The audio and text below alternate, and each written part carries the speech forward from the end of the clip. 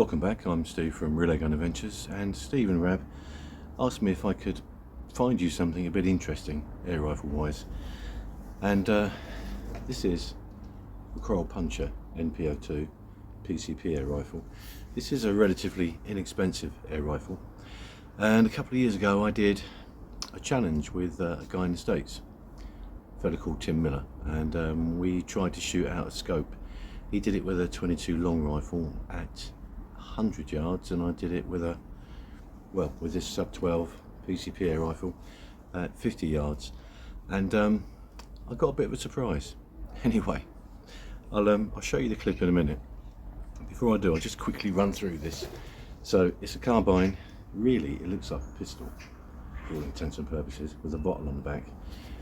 Short barrel. This isn't a silencer that came with it, and I've currently got a Vector Optics scope on there. I had something else at one point, but that's the one I used for the challenge, and I used a homemade scope cam, which I don't have anymore because it fell apart. So the moral of the story is buy a scope cam. Anyway, I'll get on and show you what happened. I was using slugs, and I got those from a company called Prohunter that make hand swage slugs. Really good slugs, but they're a bit more powerful than I'd anticipated. Anyway, let's have a look. I'll be right back. Kral Puncher NP02, firing Prohunter, high impact 17.8 grain slugs. Now, let's have a quick look. So let's see what I'm doing.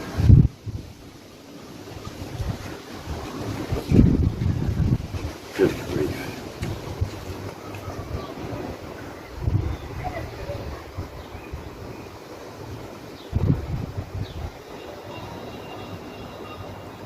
Okie dokie. Scope cam, I think, and I'll be right back. Okay, scope cam. Now,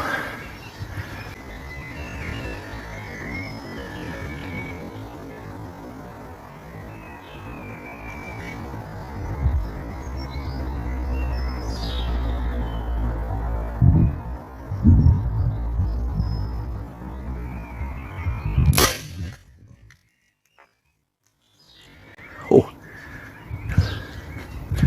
holy cow.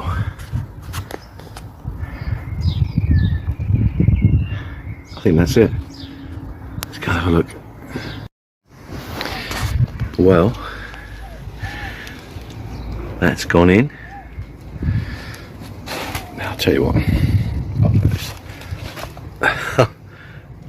It's in there. Actually, it's not in there. That's gone right through. Oh, well, luckily there's a brick wall the other side. That's 3/4 inch ply. At least 50 meters. Good grief. Hello, what's that then? Bit of wildlife there.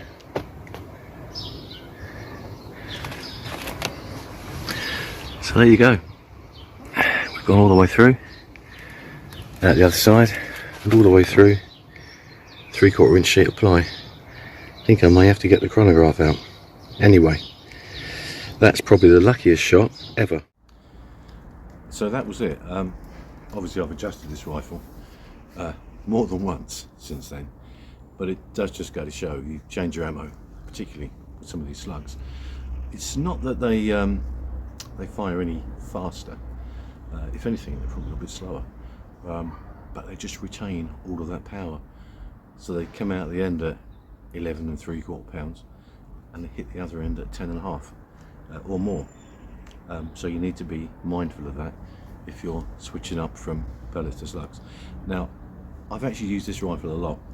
It used to be my sort of go-to because it's little, tons of air on board, and it's pretty accurate depending upon the scope configuration.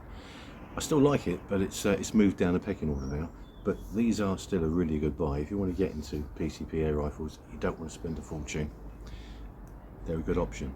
I will say, I keep saying this about PCPs, the gauge is on the end of the cylinder, which means you've really got to look down into the barrel, see how much air you've got left. I hate that, I really do.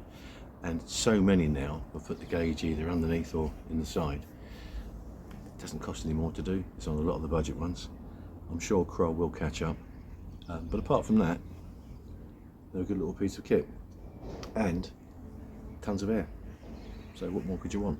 Anyway, that's enough of that. I'm going to get out of the way. See you all again soon. Bye for now.